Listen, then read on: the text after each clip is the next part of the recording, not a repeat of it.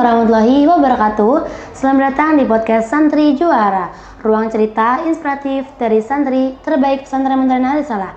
Kali ini kita kedatangan tamu yang spesial banget, yaitu adalah santri yang terpilih sebagai Paskibraka tingkat Kota Lubuk-Linggau pada hari ulang tahun Republik Indonesia yang ke-80 dan baru pulang liburan Paskibraka ke Bandung dan Jakarta.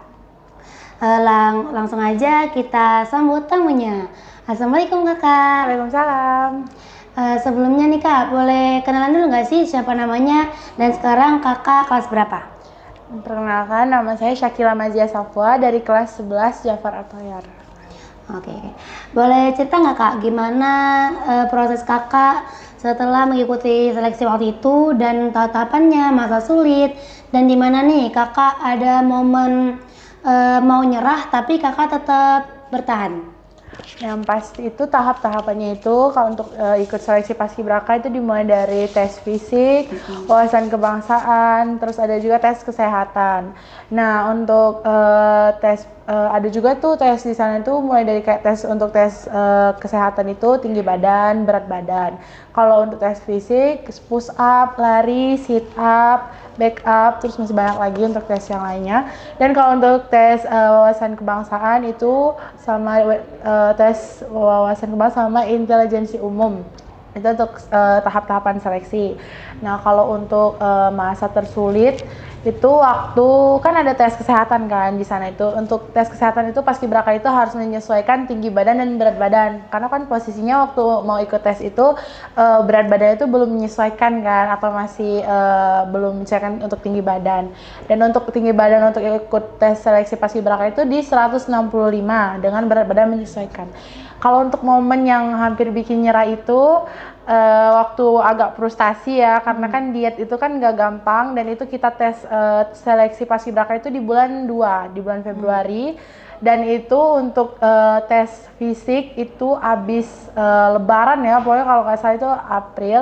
Nah itu kan bener-bener kayak frustasi karena waktu 2 bulan untuk nurunin berat badan sekitar 10 kilo itu kan gak mudah ya, jadi agak itu sih yang momen kayak hampir nyerah dan kayak bener-bener frustasi, kira-kira bisa nggak ya nurunin berat badan segitu. Wah keren banget ya, ternyata prosesnya itu seneng, sedih, pasti ada ya? Iya. Oke. Ya ampun, pasti sesulit itu ya kak ya? Oke. Nah, kapan kakak tahu ada pendaftaran seleksi Paskibraka? Nah, apa nih yang buat kakak tuh yakin buat daftar? Dan gimana respon orang tua dan guru-guru ketika denger nih kakak mau daftar atau ikut seleksi? Kalau untuk pertama kali tahu itu dari sekolah, karena memang Paskibraka itu untuk setiap tahunnya itu kan memang nyari benar-benar nyari dari setiap sekolah, nyari siswa-siswa. Jadi itu posisinya itu disuruh ngukur tinggi badan. Itu awalnya ngukur tinggi badan, terus ngukur berat badan. Karena juga memang awalnya itu memang nggak sempet ya, nggak dimasukin untuk nggak termasuk kriteria untuk ikut Paskibraka. Tapi karena apa ya, kayak Paskibraka itu salah satu tujuan dari SMP dan benar-benar kayak emang cita-cita juga dari SMP. Nah jadi bener-bener kayak nawari diri lah ya ke guru untuk aku mau ikut seleksi Paskibraka, tapi dengan syarat berat badannya harus diturunin dalam jangka waktu bulan ini nih gitu.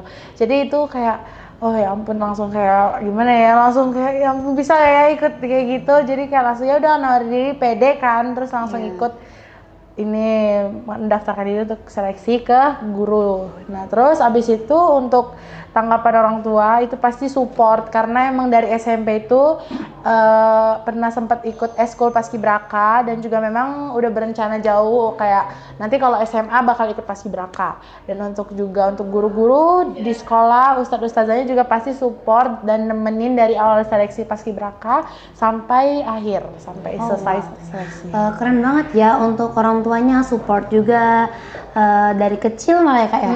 Nah untuk guru-guru itu juga keren banget tuh, juga support. Jadi tuh anak-anak yang mau ikut seleksi tuh semakin semangat dan nggak ragu-ragu kayak. Iya, langsung kayak. Oke. Apa nih perasaan kakak ketika bendera mulai dinaikin?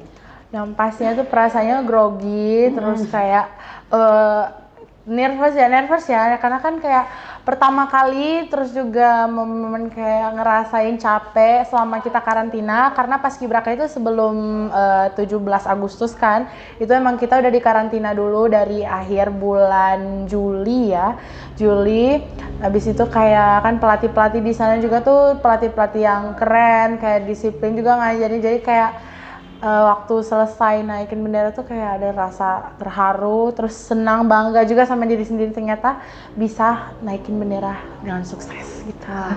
Jadi tuh masa-masa capeknya, sulitnya, Berasa bahkan banget. frustasinya itu tuh jadi terbayarkan Kak ya, iya. karena udah berhasil Ngibarin bendera. Iya.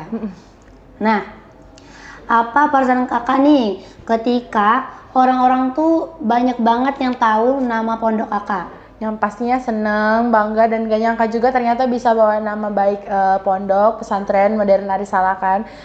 Jadi orang-orang tuh juga bangga juga karena orang-orang tuh jadi tahu kalau ternyata di pesantren itu bisa ikut Paskibraka, karena memang awalnya juga aku tuh dari SMP itu nggak mau masuk pondok atau masuk pesantren itu gara-gara takutnya mau jadi Paskibraka atau punya tujuan tuh nggak bisa gitu kan. Jadi ternyata salah, ternyata Paskibraka itu justru kalau di pesantren itu benar-benar ditemenin dari awal seleksi, terus juga untuk disupport, pokoknya benar-benar ditemenin dari awal sampai selesai, pokoknya sampai sekarang aku udah jadi Paskibraka kayak sekarang ini, itu masih tetap banyak support dukungan juga dari teman-teman sama guru-guru di sekolah.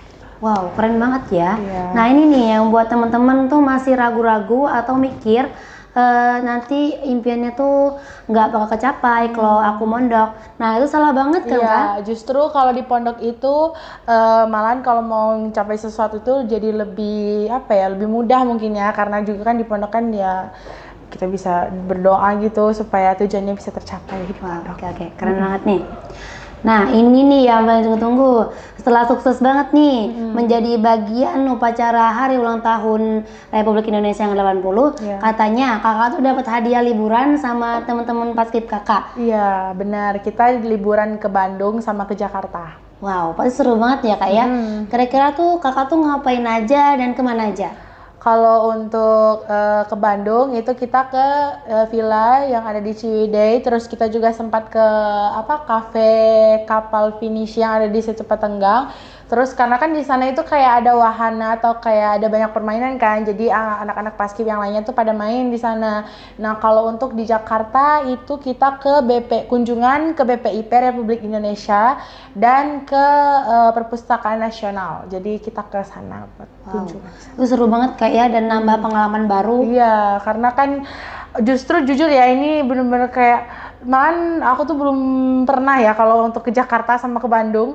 Nah jadi kayak pas dapet reward dari Paskib, kayak itu bener-bener first time ke Bandung sama ke Jakarta dan ke BPIP Republik Indonesia juga, karena kan kita di sana juga dapat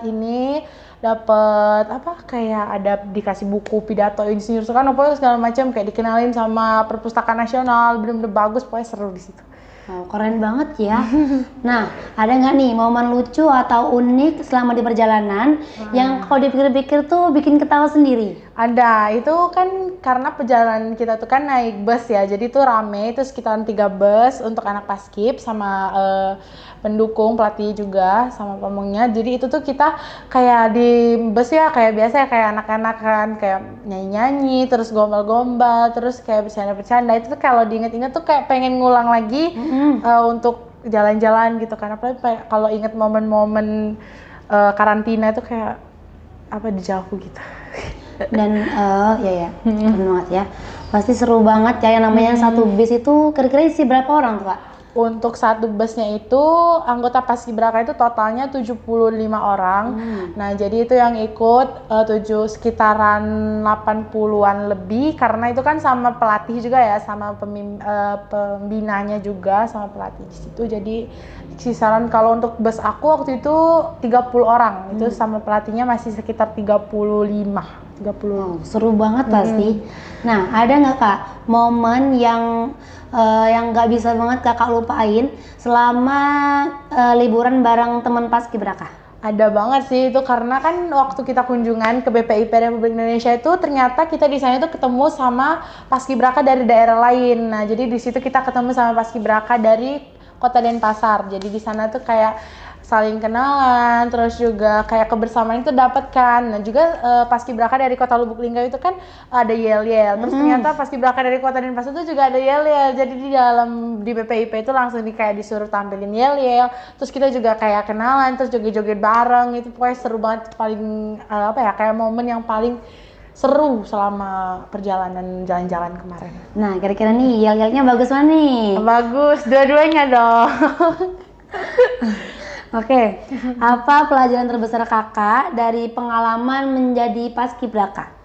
Pengalaman terbesarnya yang pastinya itu menjadi kayak lebih disiplin sama waktu, terus juga belajar tanggung jawab, terus juga kayak ngerasa momen-momen kekeluargaan paskibraka tuh kan benar-benar dapet banget ya. Jadi kayak rasa kebersamaannya tuh dapet, terus juga kayak pokoknya yang paling penting tuh disiplinnya sih dapet banget, karena kan emang sebelum masuk paskibraka kan agak kayak kurang disiplin gitu. Pas masuk paskibraka langsung disiplin gitu.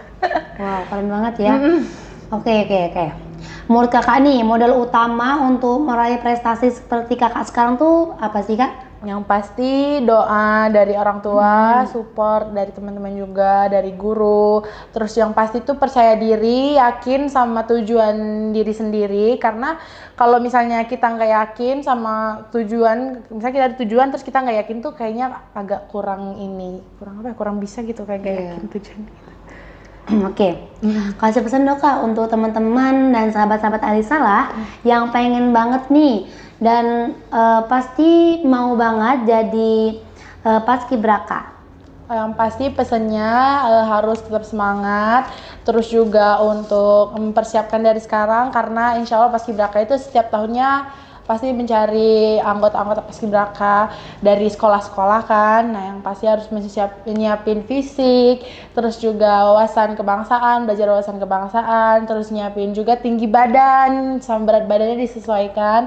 Yang paling penting itu percaya diri, itu yang paling penting kalau mau jadi paskibraka, kita harus percaya diri. Nah buat teman-teman nih yang pengen banget jadi paskibraka juga, nah bisa ikutin tips dan pesan kakak Zia.